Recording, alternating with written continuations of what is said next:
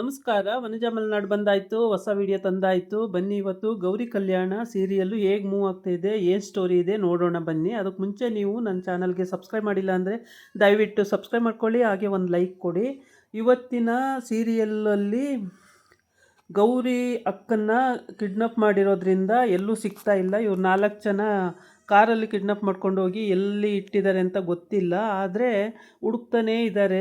ಈಗ ಪೊಲೀಸು ಎಲ್ಲ ಬಂದು ಎಲ್ಲರೂ ಹುಡುಕ್ತಿದ್ದಾರೆ. ಎಲ್ಲಿ ಕಾರು ಹೋಗ್ತಾ ಇದೆ ಅಂತ ಎಲ್ಲ ಕಂಡಿಡಿದು ಅಲ್ಲಿ ಹೋಗಿ ಹಿಡಿಯೋದಕ್ಕೆ ಎಲ್ಲ ರೆಡಿಯಾಗಿ ಹೋಗ್ತಾ ಇದ್ದಾರೆ. ಆದರೆ ಇಲ್ಲಿ ಬಂದು ಅನಿಕೇತ್ ಮತ್ತು ಅವ್ರ ಅಮ್ಮ ಒಪ್ಕೊಳ್ಳೋಕ್ಕೆ ರೆಡಿ ಇಲ್ಲ, ನಮ್ಮದೇನು ತಪ್ಪಿಲ್ಲ ಅಂತ ಹೇಳ್ತವ್ರೆ. ಆದರೆ ಹೊರಗಡೆ ಕಾರು ಹೇಗೆ ಓಡಾಡ್ತು ಅಂತೇಳ್ಬಿಟ್ಟು ಹೊರಗಡೆ CC ಕ್ಯಾಮ್ ಏನೂ ಮಾಡೋಕ್ಕಾಗಿಲ್ಲ, ಹಂಗೆ ಬಿಟ್ಬಿಟ್ಟಿದ್ದಾನೆ.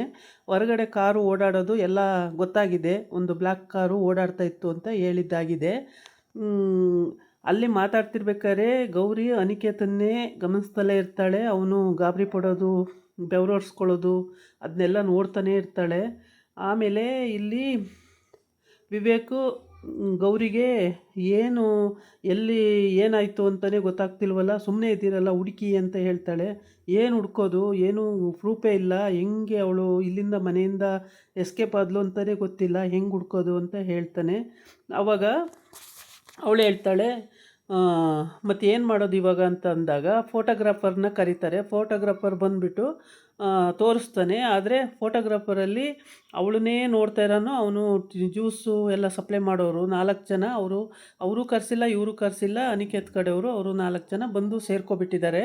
ಅವ್ರು ಸೇರಿಕೊಂಡು ಅವರೇ ಜ್ಯೂಸ್ ಕೊಡೋದು, ಅವಳಿಗೆ ಇರೋರಿಗೆಲ್ಲ ಜ್ಯೂಸ್ ಕೊಡೋದು ಎಲ್ಲ ಮಾಡಿದ್ದಾರೆ. ಯಾರು ಅಂತಲೂ ಗೊತ್ತಿಲ್ಲ. ಈ ಅಡುಗೆ ಭಟ್ರು ಕಡೆಯವರು ಅಲ್ಲ, ಈವೆಂಟ್ಸವ್ರ ಕಡೆಯವರು ಅಲ್ಲ, ಅಥವಾ ವಿವೇಕ್ ಮನೆ ಕಡೆಯಿಂದನೂ ಬಂದಿಲ್ಲ, ಅಥವಾ ಗೌರಿ ತವ್ರ ಮನೆ ಕಡೆಯಿಂದನೂ ಬಂದಿಲ್ಲ. ಆದರೆ ಇವ್ರು ಯಾರು 4 ಜನ ಅನ್ನೋದು ಅನುಮಾನ, ಡೌಟು. ಆಮೇಲೆ ನಂಬರ್ಗಳೆಲ್ಲ ಟ್ರ್ಯಾಕ್ ಮಾಡಿ ನಂಬರೆಲ್ಲನೂ ಸರ್ಚ್ ಮಾಡಿ ಹಿಡಿತಿದ್ದಾರೆ. ಅಲ್ಲಿ ಕಾರಲ್ಲಿ ಕೂತ್ಕೊಂಡು ಅವಳನ್ನೇನಾರ ಮುಟ್ಟಿದ್ರೆ ನಿನ್ನ ಚರ್ಮ ಸುಲಿದ್ಬಿಟ್ಟು ಉಪ್ಪಿನಕಾಯಿ ಹಾಕೊಂಡು ತಿಂದ್ಬಿಡ್ತೀನಿ, ನೀನು ಮುಟ್ಟಬೇಡ ಅವಳನ್ನ ಅಂತ ಹೇಳ್ತಾನೆ. ನನಗೆ ಸೇರಿದವಳು, ನೀನು ಮುಟ್ಟಬೇಡ, ನಾನು ತಾಳಿ ಕಟ್ಟಿ ಅವಳನ್ನ ಹೆಂಡ್ತಿಯಾಗಿ ಮಾಡ್ಕೊಳ್ತೀನಿ ಅಂತ ಹೇಳ್ತಾನೆ.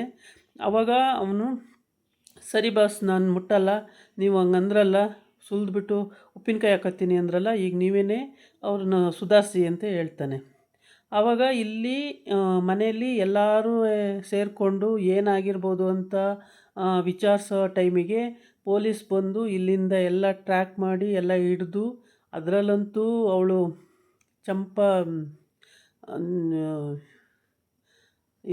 ಗೌರಿಯ ಗಂಡನ ಅತ್ತೆ, ಅವಳಂತೂ ಯಪ್ಪ ಎಷ್ಟು ಬಜಾರ್ತನ ಮಾಡ್ತಾಳೆ ಅಂದರೆ, ನಂದು ಮಗಂದು ಏನೂ ತಪ್ಪೇ ಇಲ್ಲ ಅನ್ನಂಗೆ ಸಿಕ್ಕಾಪಟ್ಟೆ ಬಜಾರ್ತನ ಮಾಡ್ತಾಳೆ. ಆದರೆ ಅದಕ್ಕೆಲ್ಲನೂ ಡೋಂಟ್ ಕೇರ್ ಅಂದ್ಕೊಂಡು ಪೊಲೀಸರು ಅದಕ್ಕೆಲ್ಲ ತಲೆನೇ ಕೆಡಿಸ್ಕೊಳ್ಳಲ್ಲ.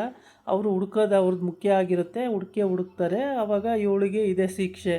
ಇಲ್ಲಿ ಪುರೋಹಿತರೆಲ್ಲ ಬಂದು ಕೂತಿದ್ದಾರೆ, ಆದರೆ ಮದುವೆ ಎಣ್ಣೆ ಇಲ್ಲ ಅಂತ ಮಗನ ಕಡೆಗೆ ನೋಡ್ತಾಳೆ. ಎಲ್ಲರೂ ಸಿಕ್ಕಾಕೊಳ್ಳಂಗೆ ಮಾಡಿದೆಯೇನೋ ಅಂತ. ಇಲ್ಲ ಸುಮ್ಮನಿರು ಮಮ್ಮಿ, ಏನಿಲ್ಲ, ನನಗೆ ಗೊತ್ತು ಅದೆಲ್ಲ ನಾನು ಮಾಡಿದ್ದೀನಿ ಅಂತ ಹೇಳ್ತಾನೆ.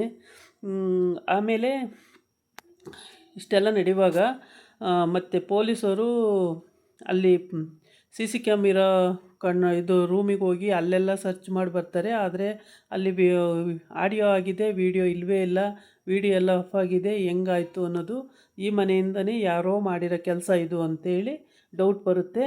ಆವಾಗ ಇವನು ಗಾಬರಿ ಆಗೋದು, ಅನಿಕೇತ ಮತ್ತು ಅಮ್ಮನ ಮುಖ ನೋಡೋದು, ಎಲ್ಲರ ಮುಖ ನೋಡೋದು, ಈ ಥರ ಎಲ್ಲ ಮಾಡ್ತಿರ್ತಾನೆ. ಆವಾಗ ಹೆದರಿಕೆ ಅವನಿಗೆ, ಎಲ್ಲಿ ಸಿಕ್ಕಾಕೊಬಿಡ್ತೀನಿ ಈ ಸಲನು ಅಂತ ಹೇಳ್ಬಿಟ್ಟು ಹೆದರಿಕೆ ಆಗ್ತಾ ಇರುತ್ತೆ.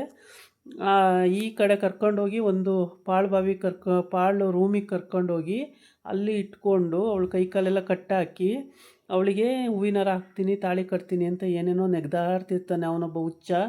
ಆದರೆ ಅಲ್ಲಿ ಒಂದು ಮೊಬೈಲ್ ಸಿಕ್ಕುತ್ತೆ ಅಂತೇಳ್ಬಿಟ್ಟು ಆ ಮೊಬೈಲ್ ಒಬ್ಬ ಎತ್ತಾಕೊಂಡು ಹೋಗಿರ್ತಾನೆ. ಆ ಮೊಬೈಲ್ ರಿಂಗ್ ಮಾಡಿದಾಗ ಆ ಮೊಬೈಲಲ್ಲಿ ರಿಂಗ್ ಆಗುತ್ತೆ.